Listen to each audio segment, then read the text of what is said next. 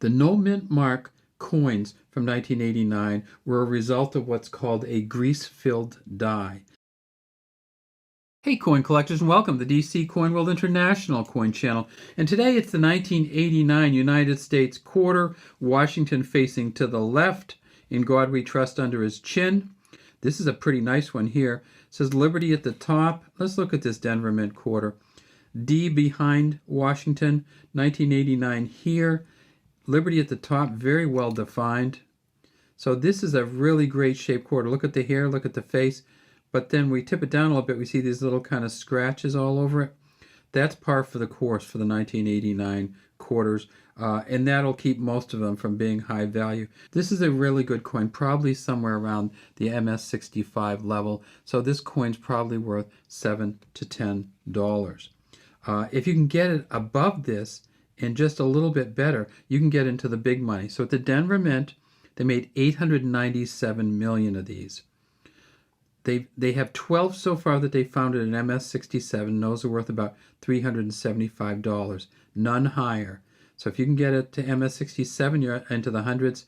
If you could get an MS68, you'd probably be talking to thousands because they've never found one yet. This is a copper nickel clad copper coin.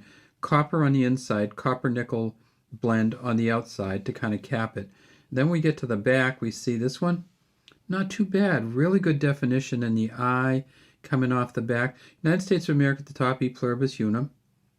We tip it up, we see some great feathers even in between the legs here. If we tip this up, we can actually see the definition in the feathers on the arrow, and really good definition down here in all of the olive leaves that are part of this olive wreath at the bottom. And $0.25 it says down here. This is the Philadelphia Mint one, and this is the one that they say had no mint mark on it.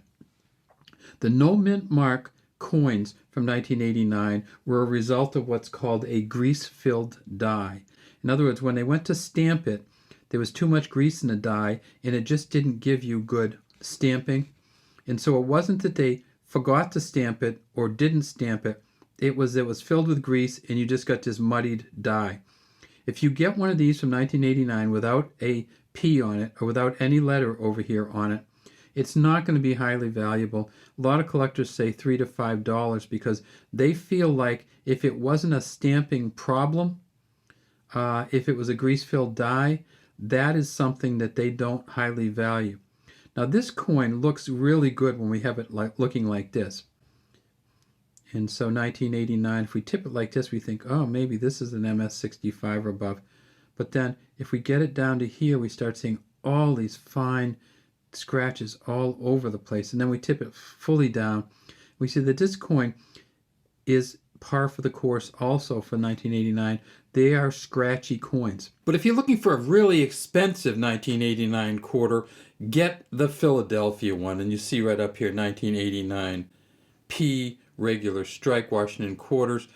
PCGS has a mint state 67. This is an auction price here, but you want to find the current price. What you do is you just scroll down and you look over here near the edge and you see mint state 67 plus is worth $2,000. Mint state 67 1500 plus. So PCGS says that there's a mint state 67 plus that's worth $2,000 or $2,000 plus dollars. So when you're looking at these, make sure you scroll down to the current value. Now some people say, well, you didn't look at the next step up, the proof like. Well, let's take a look at the proof like on this. If we can. And we don't even have a picture of the proof like. The auction record for that is $338. If we go down and look at the PCGS numbers on this and go over to the side, we'll get, there's a proof like mint state 67, and that's also worth about $2,000. So the best coin you can get from Philadelphia from 1989, if you're looking for the quarter, is worth $2,000. But let me show you something about this one. Sometimes you get one that's all scratchy like this on the back. I mean on the front, and then you get it over to the back, and the back is just magnificent. This is a sweet, probably higher than MS65 level coin on the back. You just don't have the scratches on it. You have the incredible detail in the eagle. You have the feathers between the legs, down the legs. Great arrow, great definition down here. Little tiny scratch there.